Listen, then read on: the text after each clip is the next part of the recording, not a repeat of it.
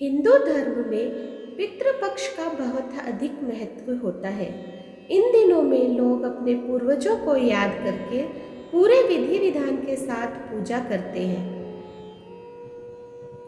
पुराणों में भी पितृपक्ष को बहुत अधिक महत्व दिया गया है। कई सारी पौराणिक और लोक कथाओं में भी इसका वर्णन है, लेकिन बहुत कम लोगों को यह पता होगा कि महाभारत में श्राद्ध क्यों किया गया था। महाभारत के समय कैसे पितृपक्ष की परंपरा शुरू हुई थी। दानवीर कर्ण और इंद्र से भी जुड़ी है पितृपक्ष की कथा। आपको बता दें कि हिंदू धर्म की मान्यताओं के अनुसार महाभारत के कर्ण अपने दानवीर स्वभाव होने की वजह से बहुत प्रसिद्ध थे। उनकी मृत्यु के बाद जब उनकी आत्मा स्वर्ग पहुंची तो वहां उनकी आत्मा को खाने के लिए सोना दिया गया था। इस पर कर्ण ने भगवान इंद्र से पूछा कि उन्हें खाने में सोना क्यों दिया जा रहा है। इस बात पर भगवान इंद्र ने कहा था कि तुमने हमेशा लोगों को सोना ही दान किया है और कभी अपने पितरों को खाना नहीं खिलाया था, इसलिए तुम्हें खाने के लिए सोना ही दिया जा रहा है। इसके बाद कर्ण ने भगवान इंद्र से वापस धरती पर जाने के लिए विनती करी थी। जब इंद्रदेव ने उन्हें वापस धरती पर भेजा तब फिर कर्ण ने पितृपक्ष की पूजा विधि विधान के साथ करी और 16 दिनों तक पिंडदान और श्राद्ध भी किया, जिसके बाद उनके पूर्वज उनके इस कार्य से बहुत खुश हुए।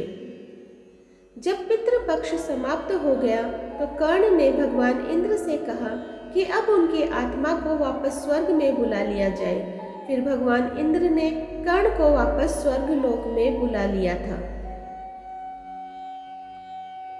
महाभारत काल से जुड़ी है यह कथा।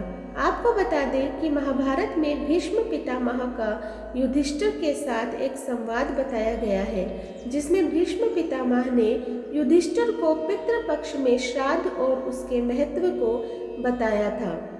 भीष्म पितामह ने बताया था कि अत्रि मुनि ने सबसे पहले श्राद्ध के बारे में महर्षि निमि को पितृपक्ष के बारे में पूरा ज्ञान दिया था।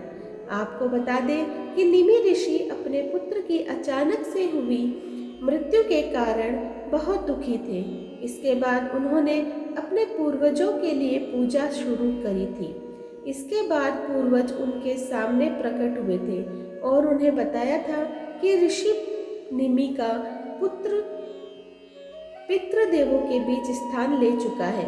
इसके पीछे का कारण पूर्वजों ने यह बताया कि ऋषि निमि ने विधि पूर्वक अपने पुत्र की आत्मा की शांति के लिए सही तरह से पूजा का कार्य किया और वह पूजन वैसा ही था जिस प्रकार पितृयज्ञ को किया जाता है। इसके बाद से महर्षि निमि ने श्राद्ध कार्य को सभी के साथ करना यह कार्य शुरू किया और कई लोगों को इस श्राद्ध को करने का महत्व बताया था।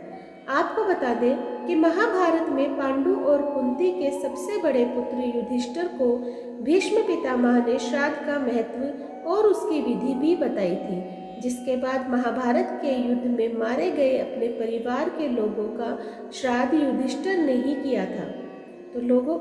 तो दोस्तों, आज मैं आप लोगों के सामने पितृपक्ष का महत्व और उससे जुड़ी कहानी प्रस्तुत की है। आप लोगों को कैसी लगी मुझे कमेंट बॉक्स में ज़रूर बताइएगा। जो लोग मेरे चैनल पर नए हैं प्लीज़ सब्सक्राइब कर दीजिए, लाइक कीजिए और शेयर कीजिए अपने दोस्तों और परिवार में, और इसी तरह मेरा सहयोग करते रहें। धन्यवाद।